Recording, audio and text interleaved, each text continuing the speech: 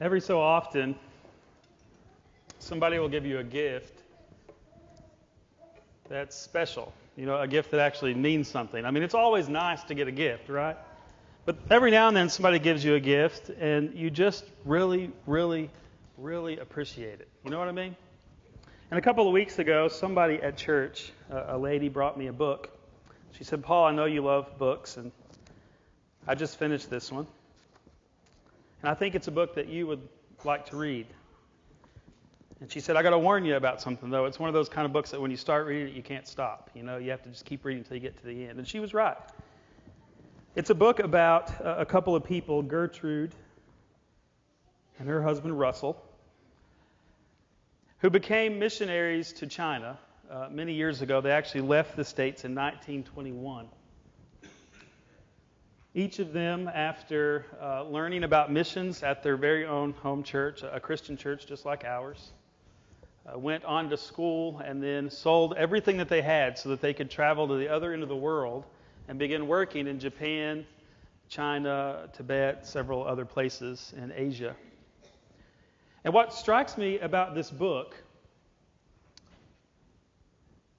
is that it's much more about the trials and the struggles that they face than it is about the great things that they did when they got there. Now, they did a lot of great things. They really changed that part of the world for Jesus. However, along the way, they suffered all sorts of troubles. You don't even have to read very far before you start seeing that corruption of the Chinese government caused them all sorts of trouble. And then to add insult to injury, a mighty storm came in and washed away every single thing that they owned. It almost even took the lives of their children, who were inside of the house just moments before the floodwaters came rushing down their little valley. Ultimately, Russell ends up in a communist prison. And I want to read to you a couple of excerpts from what Russell says about his experience of being there in this prison. He says, "That first night, after my arrest, with my hands manacled behind my back, my guards took me to a great stone prison, about which there were other guards with machine guns marching. We passed through successive iron gates, and eventually I was put into a room about 10 by 14 feet in size. It was devoid of furniture, except for a single stool and a battered and much repaired cot. I was allowed to sleep on that cot for several months. But after I had refused to confess to the amazingly false and fake charges that they had brought against me, my cot was taken away. My small amount of bedding was dumped onto the dusty floor, and from then on I slept on boards. About 8 o'clock on that first night, guards came to my door and they motioned for me to come out. After a hood with small slits to see through was placed over my head, I was handcuffed and marched away between two soldiers. I was taken to a tribunal of 4 men, and as I stood before them, those guards with their pistols drawn, their submachine guns at their side, there I was, the only Christian in that group without a friend except the friend in heaven above." He goes on to say that after being replaced there in his cell, he spent months on end, a total of 1.5 years there in the prison. And at one point, a visitor came into his cell, and here's what he says about it. He says, "One time, a big rat came barging into my room with 2 guards after him, and they were yelling. The guards were screaming, 'Kill that rat! Kill that rat!' They shut the door, and around they went in my little cell, chasing that rat. My first inclination was to help them out. But the next moment, I found myself on the sidelines, and I was secretly rooting for the rat. I found myself praying, 'Lord, don't let them kill it, because I am just as helpless as he is.'" Well, in the end, he says, the rat did lose his tail. But when a third guard opened the door to see what was going on, the rat made his escape. I saw him foraging around outside for several months. The rat made his escape, but I was not sure I would. There were periods, he says, when day after day I prepared to die. Now, the funny thing about this book is, although I'll admit I've only made it halfway, as I flip through the ends, I see on the titles of all of the chapters these words that concern me about what is still yet to happen to these people. Broken bones, trials and troubles, threats and invasions, an unwanted visitor, political turmoil. This whole book is the story of the suffering of these people who gave their entire lives to God, and yet the title of it intrigues me. Because the title is, "The Dogs May Bark, but the Caravan Rolls On." And that title comes from a Chinese proverb that talks about the fact that in ancient times these huge caravans would roll through town. And as they rolled through town, bringing all of these goods into the people, all of the dogs would begin to bark ferociously all around. But no matter how much those dogs barked, no matter how much trouble those dogs tried to cause for that caravan of camels and horses, the caravan rolled on. And so these people see in that proverb an allusion to their life story.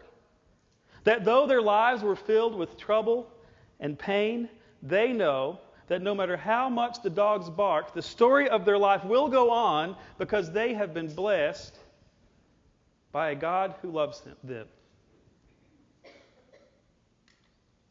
Now that title intrigues me because I know me. And I have a feeling that if I had written a book like this, I wouldn't have put on the cover such a positive title. I know me. And I know that, like a lot of other people, it's my tendency to jump to all the negative things that happen. I mean, I heard this story the other day about these two salesmen who went to Australia. And while they were there, they sort of surveyed the land for this company to see whether or not there was a market for their particular company here in the outback. And when they got there, they discovered an important fact about the Australian people. They said that they noticed that the natives weren't wearing shoes. And so one of the two salesmen wrote back to the company in a telegram, "No business here. Natives don't wear shoes." But the other fellow wrote back to the company, also in a telegram, "Huge business opportunities here. Natives don't wear shoes." Isn't it funny that two shoe salesmen can enter the very same situation and yet find in it two very different circumstances? And isn't it funny that people just like us can look at the circumstances of our lives, all the trials and struggles that we face, all the pain that comes our way, and we too can be confused about what it means. Many of us, just like those missionaries, will say, in spite of these trials and struggles, God has richly blessed us. But many others of us, when faced with all of these things, will look at what's happening in our lives and we're going to ask a question. We're going to say, "God, why is it that you have allowed all of these terrible things to happen to me?" Now, we're going to read a story about a fella in the Bible today who doesn't just have one of those opinions, he has both. Because throughout the course of his life, as things get worse and worse and worse, he changes his mind and begins to wonder if God is up there at all, and if he is up there, whether or not he's even listening to the things that his people way down here are saying. I don't know about you, but sometimes I ask that question. The question that's been facing you all day. Why do bad things happen? And probably, if you're like me, you take it one step further. Why do bad things happen to good people? I know in my phone, I have Kristen in there as wife, not as Kristen. So she's down in the W's. And so when I'm on my phone and I have to find her number, I have to flip through, and get all the way to the bottom where the W's are. And next to her name, there's another name. A lady whose name was Wimmer, Brenda Wimmer. A wonderful lady who went to the church that I used to go to. A lady who worked so hard to make sure that we had everything that we needed. The single most encouraging person to me in my ministry there, without doubt. But she died last year. Cancer. Just after she retired, only a few months after. And it makes you wonder, doesn't it? Why is it that bad things happen? It's no surprise to me that when you see situations like that in the world, and you've all got your own, right? A story of something bad that's happened to you, a story of someone that you've lost, or a story of someone you know who is sick. When those things happen, it's no wonder that people say the kinds of things that Job says to God here in Job chapter 30. Here's what he says. He said, God, you've done all these terrible things to me, and now my life seeps away. Depression haunts my days. At night my bones are filled with pain, which gnaws at me relentlessly. With a strong hand, God grabs my shirt. He grips me by the collar of my coat. He has thrown me into the mud. I'm nothing more than dust and ashes. I cry to you, O God. I cry, but you don't answer. I stand before you, but you don't even look. You, God, have become cruel toward me. You use your power to persecute me. You throw me into the whirlwind and destroy me in the storm. And I know that you are sending me to my death, the destination of all who live. My heart is troubled and restless. Days of suffering torment me, Job says. I walk in gloom without sunlight. I stand in the public square and I cry out for help. But instead of receiving the help I need, I am just considered a brother to the jackals, a companion to the owls. My skin has turned dark. My bones burn with fever. My harp plays sad music.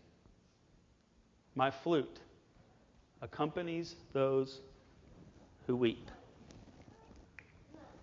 I cry out to you, God, and you don't answer. Job is asking the very question that many of us ask.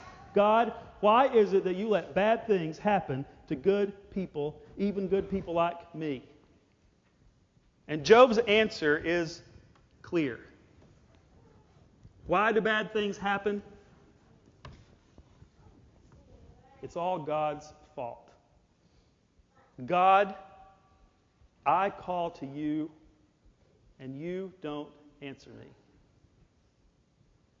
Now, it seems harsh for those of us who are Christians to think about that, right? We don't want to accuse God of things like that.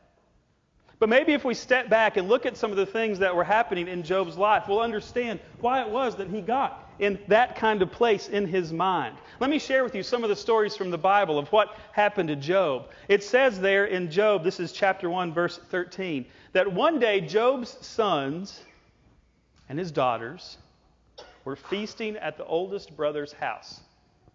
And a messenger arrived at Job's home with the news, your oxen were plowing with the donkeys feeding beside them when the Sabeans raided us. They stole all the animals and killed all the farmhands. I am the only one who escaped to tell you. Job's oxen and donkeys are gone. But it goes on in the next verse to tell us that another messenger shows up. And when this messenger shows up, he says that a fire of God has fallen from the heavens and it has burned up all of Job's sheep along with all of Job's shepherds. I am the only shepherd, this messenger said, who escaped to tell you about it.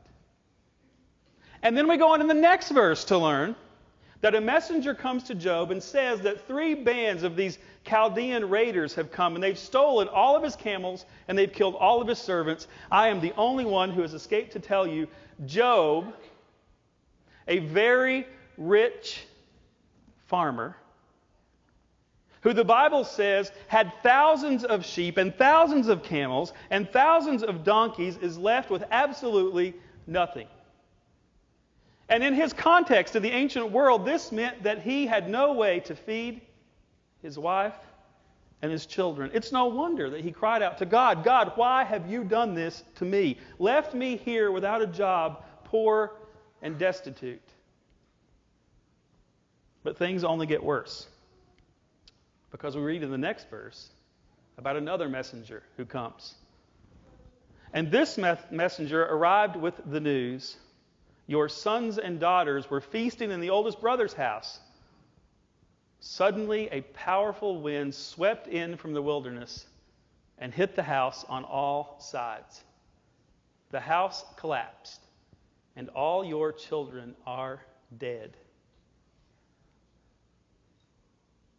I am the only one who escaped to tell you. Job has lost everything he's ever had. And he seems to have done it all in the matter of one day. It's no wonder he came to the conclusion that God had forgotten him. It's no wonder he questioned whether or not God was even alive at all. You see, Job doesn't know the backstory of what's going on here in the world. He doesn't realize that while these terrible things are happening here on earth, there is something big happening up in heaven above him. Because the Bible tells us that Job, God's favorite person on the face of the earth, it seemed, is about to be tested by that old accuser whose name is Satan. It says there in verse 16 that one day the members of the heavenly council came to present themselves before the Lord, and the accuser, Satan, came with them. Where have you come from? The Lord asks Satan. And Satan answers the Lord, I have been patrolling the earth, watching everything that's going on. Then the Lord asks Satan, have you noticed my servant Job? Why, he is the finest man in all the world. You can tell that God really loves him. Why, he's perfect. He's blameless. A man of complete integrity. He fears God and he stays away from evil. And Satan replies, perhaps out of a little bit of jealousy, oh, of course he does, God. You've given him no reason to do anything but fear you. I mean, after all, God, you have always put a wall of protection around him, around his home and his property. You have made him prosper all of his life. Everything's been great for Job. He has no reason except to say that you are wonderful. Just look how rich he is. But I'll bet, God, Satan says, if you reach out and you take away all that stuff that Job has, then surely Job will curse you. Now, this backstory tells us something that's very important for all of us to remember. A fact that we forget sometimes and that we don't too quickly need to jump to. The fact that God is not the only source of suffering in the world. In fact, we learn from that story that there's somebody else who's in here who's twisting things around and who's causing a lot of trouble for Job, and his name is Satan. And while we're in the middle of this, and while we're making a list, can I add a couple of more things that cause suffering in this world? A lot of us suffer simply because of ourselves. It's our own fault.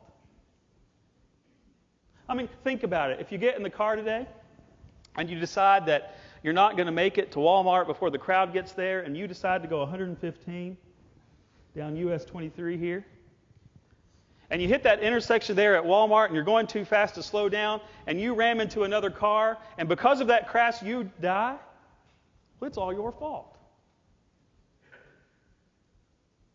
You know, sometimes we suffer not because of ourselves, but instead we suffer because of other people.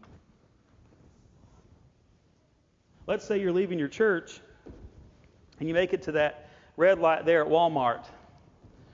The light turns green and you begin to turn. But that other fella is going 125 down US 23. And he's going too fast to stop. And so he rams into your car and you die because of what he has done. Well, that's all his fault, right? Sometimes we suffer just because that's the way the world works. Sometimes nature is to blame. I'm going to make a bet with you, but it's a bet I'm sure I'll win. So is that really a bet? I don't know. But I'm willing to bet that if all of us, I don't know how many there are in here, 250 or so, if all of us stood up right now and went up to the roof of this building and we jumped off one by one, I am guaranteeing that all of us will fall. Why? Because that's the way the world works. Gravity will come into effect if we jump off of this building. Now, every now and again, on very rare occasions, and I mean very rare occasions, God steps into this world and He changes the laws of science. We call those miracles. But in the Bible, there's only a handful of those. And the Bible spans thousands of years of history. Normally, science just works. It works because God set these laws into motion a long time ago, and they're going to keep moving no matter what we want them to do. There are a number of reasons that people suffer, but there's just something about our human nature, isn't there? Something about our human nature that causes us, in the middle of our pain and suffering, to jump to the conclusion that God is to blame. God, why do bad things happen? Now, the funny thing about Job is, after he loses all of his sheep and camel and donkeys, after his house gets taken away, after his children all die, the Bible says that Job still worships. And so Satan goes to God and said, God, let me try just one more time. I think if I try just one more time, I can get Job to curse your name. And so the Bible says that Satan left the Lord's presence and that he struck Job with terrible boils from head to toe.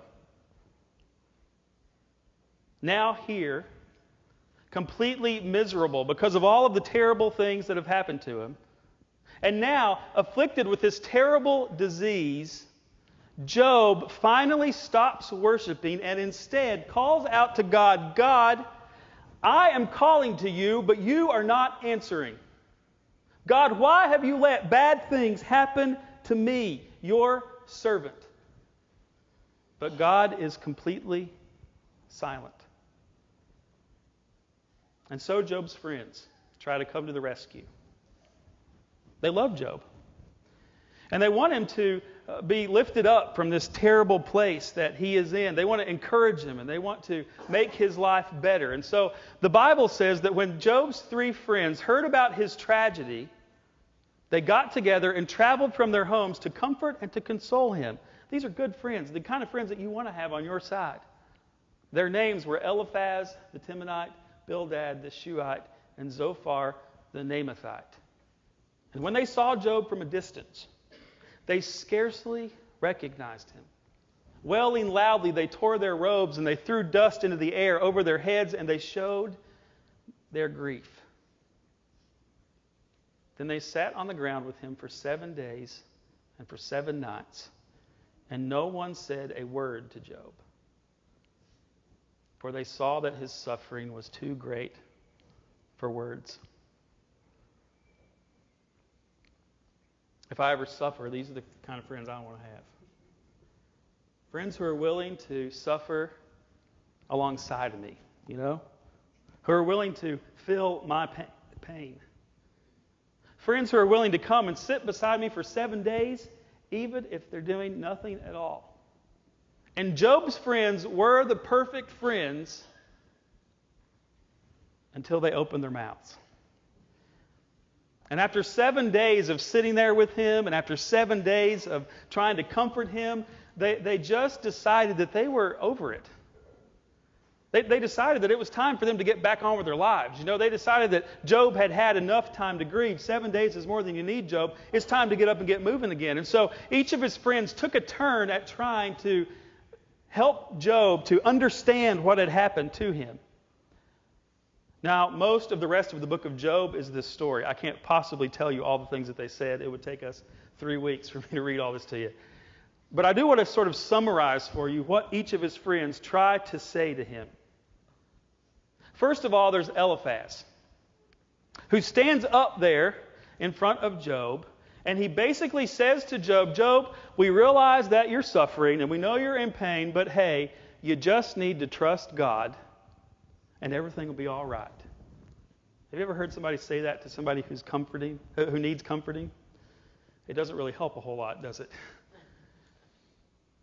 We all know that God is there and that someday He's going to provide us a little bit of comfort, but we want help right now in this moment, right? And so seeing that Eliphaz's speech wasn't enough, Job's second friend, Bildad, stands up.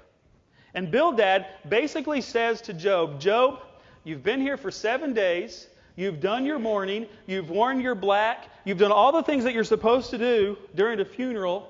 Now it's time for you to just get over it. It's time for you to move on with your life. You can't sit here all the time and just be stuck in this grief and mourning. You ever heard somebody say that to somebody who needed comforting? I have. It's time to move on. But the truth is that we all move on at different times in our lives.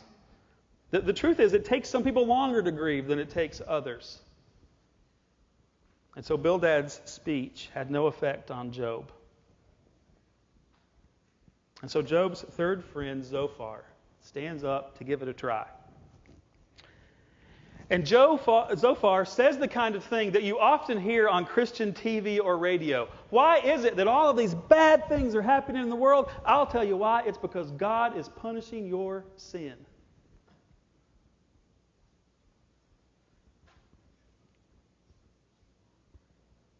But Job knows better. He knows he's done everything that he can to please God. And so Zophar's speech has no effect. Can I just give an aside right here? This has nothing to do with this, but can I give you some advice? If you have friends who are suffering, keep your mouth shut. Just go and take care of them. You know what I mean? Sit beside them. Pray with them. Make them food. Just be quiet in their presence. The ministry of presence is far more powerful than the ministry of words. Well, Job had heard all that he wanted to hear from his friends. Everything that they said just seemed nonsense to him. And he wanted a real answer from God. An answer that would finally, once and all, settle this question in his mind. Why have all of these terrible things happened to me?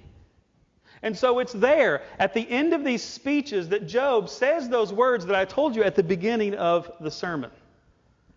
Those words about how he felt like he was stuck in depression and how he felt like his life was seeping away. Those words about how he was sure he was on his way to die. And those words that ultimately include, I cry to you, O God, but you do not answer. I stand before you, but you don't even look. He asked the very same question that all of us have asked over and over again in our lives. Why, God, do bad things happen to good people? And in this great moment of surprise from the book of Job, God breaks his silence. God responds to the thing that Job has said. But here's the thing. Even though God responds, he does not give an answer to that question. Here's what he says. He says from the whirlwind, "Who is this? Who are you, Job, that you question my wisdom? Who are you, Job, that you come at me with such ignorant words? Brace yourself like a man, because I have some questions for you, and you must answer them. Where were you when I laid the foundation of the earth? Tell me, if you know so much, Job, who determined the earth's dimensions and stretched out the surveying lines? Who supports the earth's foundations, and who was it that laid the earth's cornerstone? Just as the morning stars sang together and all the angels shouted for joy." God responds to Job's question, but he never answers the question. Instead, he just says, "Job, who are you to ask me such a question like that? Job, who are you to try to question what I'm doing in the world?" God does not answer the question, and I think I know the reason why. God doesn't answer the question because God didn't have an answer. There was no answer that he could have given to Job that would have fixed the problem that was going on in Job's heart. There was no answer that he could have given that would have made Job's children come back and stop all the suffering that had already happened in Job's life. God could not answer that question, at least not yet. You see, Job doesn't know the end of the story, does he? He doesn't know that someday there's a Messiah coming. A Messiah who's coming not to give us an answer to that question, because I'm going to be honest with you right now, there still to this day is no answer to that question. But instead, a Messiah, God himself, who left his throne in heaven, a perfect and beautiful place where nobody suffers. He left that behind to come down here and to suffer just like us. To suffer just beside of us. Also that ultimately he could take away suffering once and for all. He didn't know that there's a day coming when Jesus is going to come back to earth, and that when he does, all of us will be a part of this new heaven and this new earth, a place where there are no more tears, a place where all pain has gone away. Job doesn't know this, and so God can't answer his question. And though today God can't really explain to us why bad things happen in our lives, he can say to us, when the bad things happen, I will be there beside you. I have already suffered with you and for you, and I am making a way in the future for things to get better. It's just like it says in the book of Hebrews, chapter 2. God, for whom and through whom everything was made, chose to bring many children into glory. And it was only right that he should make Jesus, through his suffering, a perfect leader. A leader fit to bring salvation to us all. And so, why does God allow bad things to happen to good people? Well, I'm not exactly sure. I mean, there's a really long theological question that we could spend all day trying to answer, and we might get a little bit closer. But what's important for us, for Christians to remember, is that that's not really the question we need to be asking anyway.